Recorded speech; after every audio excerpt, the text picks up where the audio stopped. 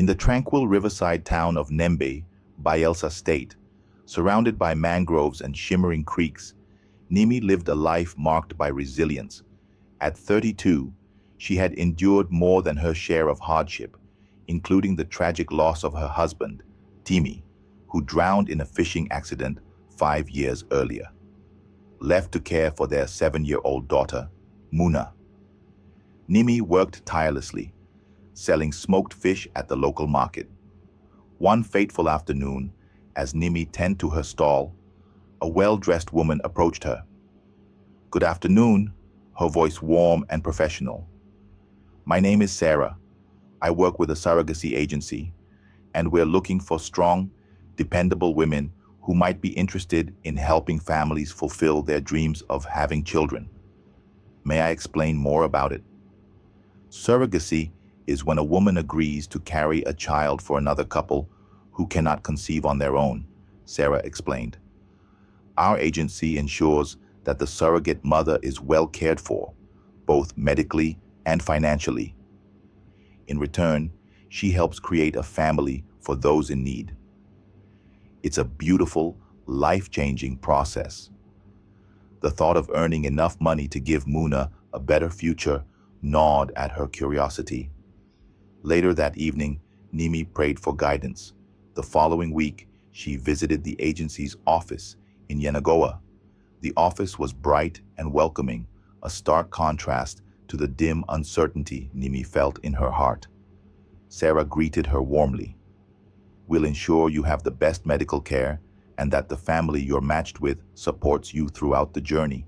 You'll also receive financial compensation that could change your life." For weeks, Nimi wrestled with the decision. The promise of financial stability was tempting, but the idea of carrying another person's child was daunting. Ultimately, after much prayer and counsel from her pastor, Nimi decided to proceed. The agency matched her with the Binas, and so began a journey that would test her faith, strength, and resilience. "You have no idea what this means to us," Mrs. Bina said during their first meeting. Her eyes glistened with tears as she reached for Nimi's hands. "We've tried everything. You're our last hope." "I understand, madam. I will carry your child as though it were my own. But promise me something. Love this child. Give them everything I couldn't give Muna." Mrs. Bina smiled through her tears. "We will, Nimi. You have my word." The agreement was signed, and Nimi moved into a small, comfortable apartment in Yenagoa, provided by the Binas. She was monitored closely by their chosen doctors, and for the first few weeks, everything felt right. The day of the embryo transfer was filled with nervous anticipation. The doctor, a kind and gentle man, explained the procedure in detail. "It's a simple process, Nimi," he said with a reassuring smile. "You'll feel no pain, and we'll be done in no time." Nimi nodded, gripping the edge of the hospital bed. "I'm ready." Nimi lay back on the bed, taking deep breaths as the doctor worked. When the procedure was over, the doctor smiled. "Everything went perfectly. Now, we wait to confirm the pregnancy in a couple of weeks. Please rest." 2 weeks later, the confirmation of her pregnancy brought joy to everyone. By the 6th week, Nimi was grappling with relentless morning sickness. Even the smell of her beloved smoked fish turned her stomach. One morning, Nimi was kneeling over the bathroom sink, her body racked with dry heaves. Muna appeared in the doorway, her small face etched with worry. "Mum, are you sick?" Nimi rinsed her mouth and turned to her daughter. "No, my dear. It's because of the baby." Muna tilted her head. "The baby is making you sick, but I thought babies were blessings." "They are, Muna. Sometimes blessings come with challenges." At her 12-week ultrasound, Nimi arrived at the hospital with Mrs. Bina. Both women were excited to catch a glimpse of the life growing inside Nimi. The doctor adjusted the ultrasound probe and smiled. Well, this is quite a surprise. Nimi, you're carrying triplets. 2 boys and a girl. Mrs. Bina's face lit up with pure joy. 3? Oh my God, 3? Thank you, Lord.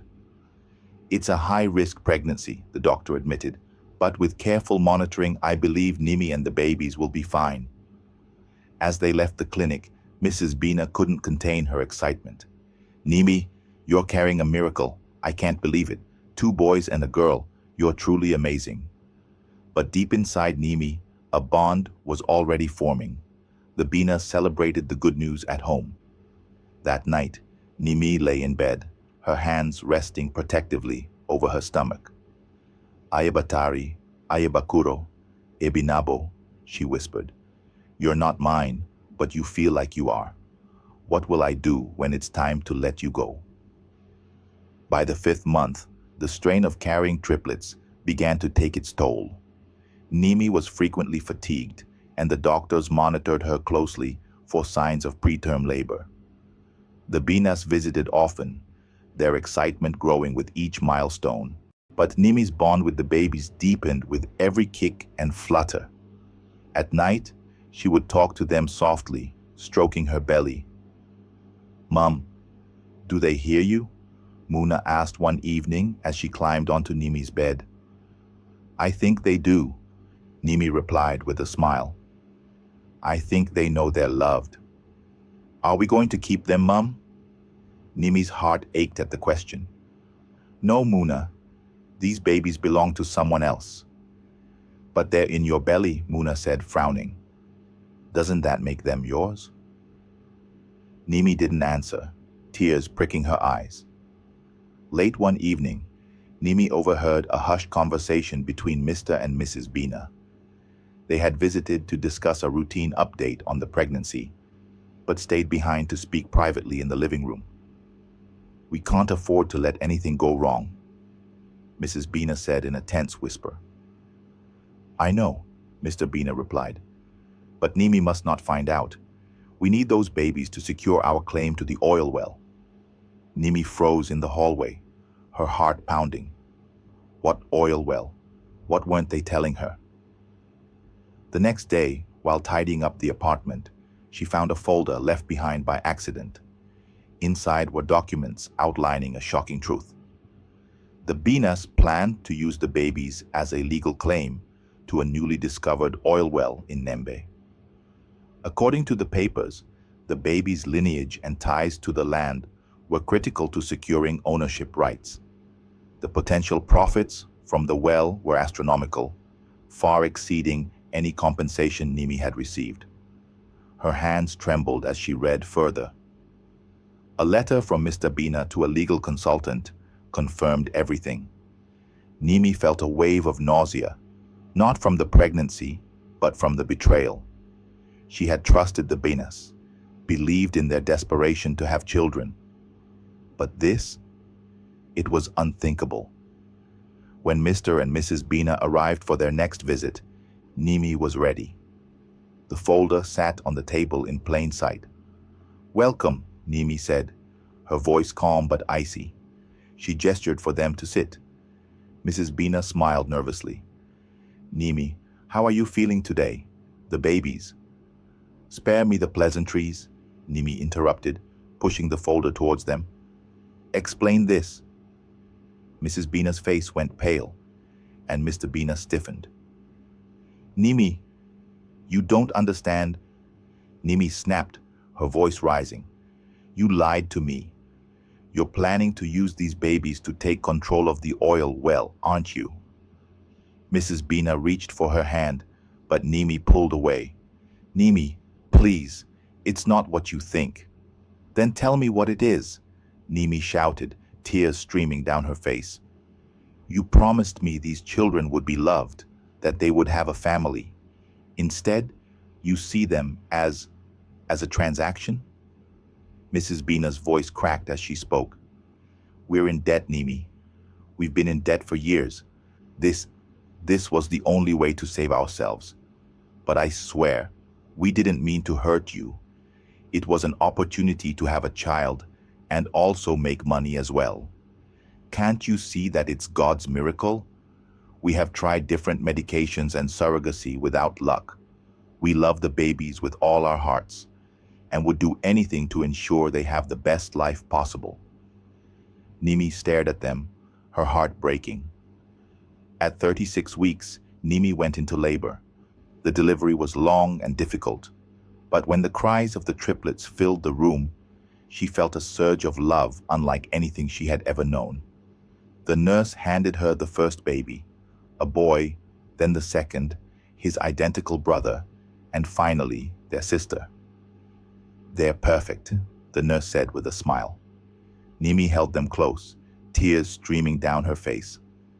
"Ay Batari, ay Bakuro, Ebinabo," she whispered, "you're my little miracles." When the nurse came to take the babies to the Binas, Nimi hesitated. "Just a little longer," she begged. Mrs. Bina entered the room moments later, her eyes wide with joy and gratitude. "Nimi, they're beautiful. Thank you for this gift." But when she reached for one of the babies, Nimi's arms tightened protectively around them. "I can't," Nimi said, her voice trembling. "I can't let them go." Mrs. Bina's face crumpled as tears streamed down her cheeks. She dropped to her knees beside Nimi's bed, her hands clasped in a desperate plea. "Nimi, please. You don't understand what this means to us. We've prayed for years. We've sacrificed everything for this moment. Please don't take them away from us." Mr. Bina, standing stiffly at the foot of the bed, tried to maintain his composure, but his voice cracked as he spoke. "We love these children, Nimi. We've dreamed of this day for so long. Don't let this turn into a nightmare. We're begging you." Nimi tightened her grip on the babies, her tears mixing with theirs. The room was heavy with emotion, the air thick with unspoken pain and desperation. That night, Nimi lay awake, her mind racing as conflicting emotions churned within her. She knew she couldn't let the Binas take the triplets, not after discovering their true intentions. Yet, the weight of the contract and the legality of their biological ties hung over her like a storm cloud. The next morning, Nimi reached out to Barrister David, known for his tenacity and commitment to justice. "Nimi, this is a challenging case," Barrister David said, scanning the documents she had provided. "The Binas have wealth and influence, but your story is compelling. You carried these children. Your bond with them and the evidence of the Binas' deceptive plans could be a turning point." "Do you think I have a chance?" Nimi asked, her voice trembling but hopeful. David looked her in the eye. "You have more than a chance. You have the truth on your side. If we present your case carefully, we can ensure those children's futures are protected." The courtroom buzzed with tension, the air heavy with the weight of the unfolding drama. Journalists filled the back rows, eager to report on the case that had captivated the region. At the center of it all sat Nimi, her hands clenched tightly in her lap, her lawyer by her side. Across the room, the Binas looked strained. Mrs. Bina's face was pale, her hands gripping a handkerchief, while Mr. Bina stared straight ahead, his jaw tight. They had come prepared to defend their actions, but the evidence Nimi had uncovered was damning. Nimi's lawyer rose first, addressing the court with conviction. "Your Honor, this is not just a case about surrogacy. This is a case about deception and exploitation. The Binas entered into this agreement with ulterior motives, intending to use the triplets as pawns to secure control of a lucrative oil well. They violated the spirit of the surrogacy agreement and manipulated my client's trust." Mrs. began to sob softly, and Mr. Bina whispered something to her, but they remained seated as their lawyer countered. "Your Honor, while my clients admit to facing financial struggles, their intent was never to harm or exploit. They have long dreamed of having children, and these triplets are their biological offspring. My clients were desperate. Desperation can lead to decisions that may appear questionable, but are born from a place of love. The judge leaned forward, his expression unreadable. Miss Nimi, would you like to speak? Nimi stood slowly, her voice trembling but resolute. Your Honor, I carried these babies. I felt their first kicks. I talked to them every night. They are more than a claim to an oil well. They are human lives. I trusted the Binas because I believed in their dream of being parents. But now I see that trust was misplaced. I cannot stand by and let these children be treated as tools for profit. The courtroom murmured in response, the tension rising. Mrs. Bina stood suddenly, her voice breaking as she addressed the judge. We love those babies. They're our flesh and blood. Yes, we made mistakes, but we would do anything to give them a good life. Please, don't take them away from us. The judge raised a hand, silencing the room. I will weigh all testimonies and evidence before making my decision. But let me remind everyone, this court is concerned with the welfare of the children above all else. After hours of deliberation, the judge delivered his verdict. While he acknowledged the Binas as the biological parents, he found their actions reprehensible. Nimi's bond with the triplets and her unwavering commitment to their well-being could not be ignored. The court awarded Nimi custody of the triplets, with joint custody awarded to both parties.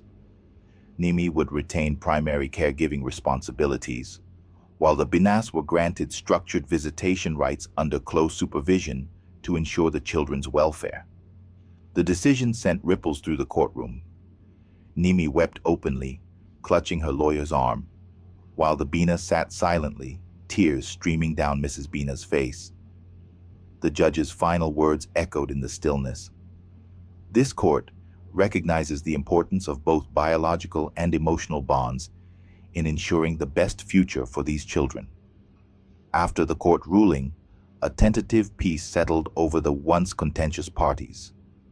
Nimi returned to Nembe, with the triplets and Muna settling into her new routine as their primary caregiver. However, the structured visitation agreement allowed the Binas to remain involved in the children's lives. One bright Saturday morning, the Binas arrived in Nembe for their first supervised visit. Nimi greeted them at the door, her expression guarded but calm. Come in, she said simply, stepping aside to let them enter. Mrs. Bina's eyes immediately searched the room, landing on the triplets, who were sitting on a mat, their tiny hands grasping colorful toys. Tears welled in her eyes as she knelt beside them. Ayebatari, Ayebakuro, Ebinabo, she whispered, her voice trembling. You've grown so much. Mr. Bina stood behind her, his face softening as he watched the children play. They look healthy, Nimi. You're doing a wonderful job. As the visit progressed, the initial awkwardness began to fade. The Binas played with the triplets, their laughter mingling with the children's giggles. The Binas took a photo of the triplets. Mrs. Bina turned to Nimi and apologized for all that has happened and wants a peaceful home full of love. Months after the court ruling, the Binas' fortunes took a dramatic turn. News of the oil well's value spread, and through a revised legal agreement, the Binas secured a significant contract tied to the well's operations. Their finances transformed overnight, catapulting them into a life of luxury. The triplets became beneficiaries of this newfound wealth. They were enrolled in prestigious schools as well as Muna. They went on holidays, forging a unique bond with the Binas. The shared vacations became cherished moments, filled with laughter, discovery, and memories of exploring new cultures together. Meanwhile, Nimi's life blossomed as well. As part of the financial compensation and joint custody agreement, the Binas provided substantial financial support, which Nimi used to open a large mall in Nembe. The mall became a hub for the community, featuring shops, restaurants, and a play area that quickly turned it into a landmark. Nimi managed the business with diligence and pride, securing a legacy for her children and herself. As the years went by, the Bina's love for their children deepened immeasurably. Despite the unconventional start to their relationship, the children brought a sense of joy and completeness to the Bina's lives. The Binas often reflected aloud during their walks by the mangroves. This wasn't how we envisioned having a family, but it's better than anything we could have dreamed.